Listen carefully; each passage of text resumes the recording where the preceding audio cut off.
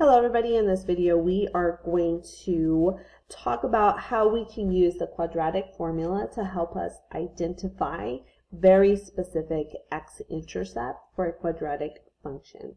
So quadratic formula is exactly what it sounds like. There is a formula that will help us identify how many zeros our function has and what they are. So you can use the quadratic formula in any quadratic function. Especially it's used when we cannot factor. There are some quadratic functions that cannot be factored the traditional way, so we can then use the quadratic formula to still identify what those zeros are. Okay, so I'm going to show you kind of what we need to be able to use the quadratic formula and what the quadratic formula is, and then how to use it to tell us how many x-intercepts and zeros our function has. So the first thing I want to point out is the equation, the quadratic standard form equation, which is right here. In order for you to use the quadratic formula, it does need to be in standard form, where the x squared is in the front and the number attached to it is your a value. Your x with no exponent has to be in the middle, and the number attached to it is a b. Your constants, which is the number with no variable, is at the end, and it has to equal 0. If you have extra numbers on the right hand side, we are going to have to move them and combine them with their like terms until there is nothing on this side. So please keep in mind that this right here is super important for us to be able to use this formula. So as you can tell, our formula has a bunch of A's, B's, and C's. So whenever you have it set up in the correct form, you'll identify the A value, the B value, the C value, and then you'll write this entire thing and replace the A's, the B's, and the C's with their particular number. Now I do understand that this is a very big and complicated looking formula, but it's not actually as bad, especially if you break it down piece by piece. It is actually not as intimidating as it looks. So before we do anything, let's talk about the discriminant. The discriminant is this little formula inside of the square root.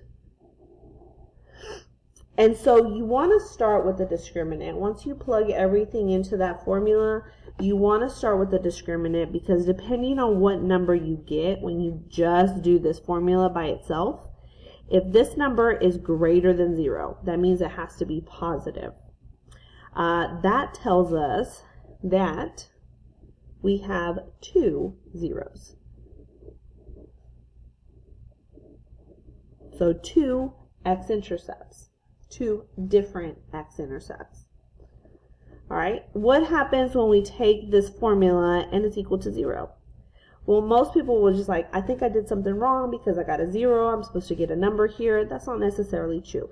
If you get a 0, which is possible, that just means that we have 1 0, 1 x-intercept, 1 point where our quadratic function touches the x-axis. And it's usually the vertex. If it's only 1 point, it's your vertex touching the x-axis. Okay? So 0, there's nothing wrong with the 0. That just means we only have 1. Okay. Now, if you were to put this and find the number, and it is a negative number because it's less than 0, then that automatically says no zeros. This graph does not even come down or up high enough to cross the x-axis. So no zeros for this one. Okay. We also call this one a no solution, because everything that we're doing here is to find the x-intercepts, and if it doesn't cross the x-axis at all, then there's nothing for us to find, so we say no solution. And so if you ever get this one right here, you're done. You write no solution and walk away. Okay, so these are going to be where we start when we're trying to break down this formula. Okay, so let's go ahead and talk about quadratic solution types. All right, so we're going to go ahead and create a couple of graphs here so you can kind of get a visual of what we're talking about. So the first thing I want to point out is our first solution is a no solution. you can have graphs that don't touch the x-axis. So if you look right here, I'm going to go ahead and highlight my x-axis on all three of these graphs, just because this is where we're focused on. How many times does our graph, our parabola, cross or touch the x-axis? So that is where our solutions are going to come from. So say, for example, I'm going to start at 4 and positive 2. And then I'm going to add these 2 points right here. Oh, hold on. Right here. And then I'm going to come over here. And so I'm just creating another U-shaped graph. And so if I graph this parabola, notice that it doesn't touch the x-axis at all. So it comes down, but not far enough to where it's going to touch the x-axis. So this is something that would be considered a no solution. Now also keep in mind that there can be a quadratic function that opens down that also doesn't touch the x-axis. So for example, if I had a point right here, like this,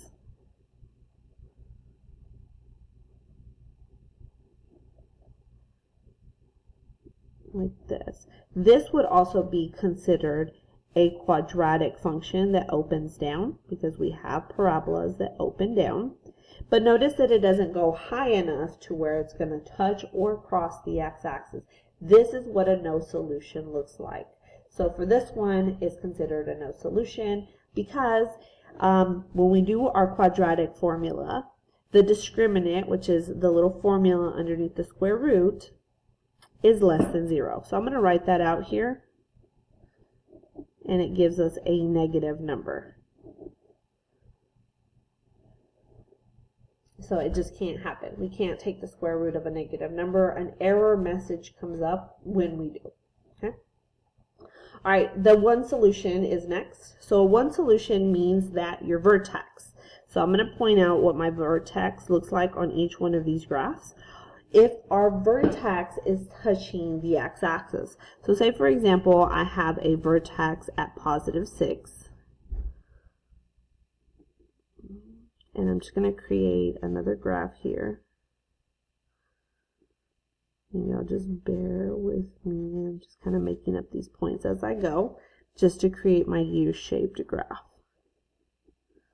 Like this. And so keep in mind that my vertex is the only thing that is touching the x-axis. Now remember, it doesn't just have to open up.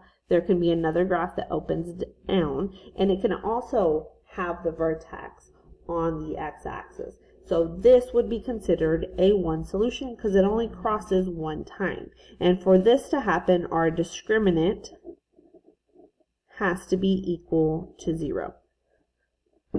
It just does. Okay. All right, the second one, which is going to be the most popular one out of all of our solutions, is going to be where our parabola crosses the x-axis twice. And as we work through some of these problems, we've seen where it crosses 2 different times. So I'm going to go here and create my parabola right here.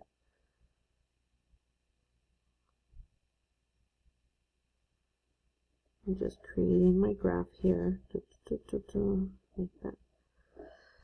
And so notice that I have a parabola here, that when I connect my dots,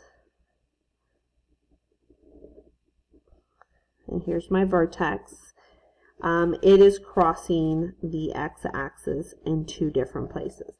Now, as some of the examples that we've done before, you'll know that they don't have to cross at whole numbers. They can be fractions and decimals too.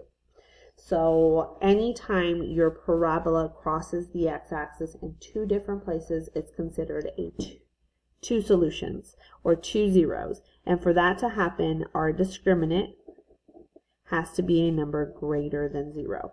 Okay, so this one has to be positive. This one has to be 0. And for the no solution to happen, this would have to be a negative number. Okay, I'm actually going to pause right here because that's all we were going to do in this video is talk about the formula, the form, what the discriminant does, and then what this could look like on a graph for a no solution, one solution, or two solutions. We're actually going to actually work and use and set up the quadratic formula in the next videos. So I hope that this helped understand a little bit more about those vocabulary words that we've been using. I'll see you guys in the next video.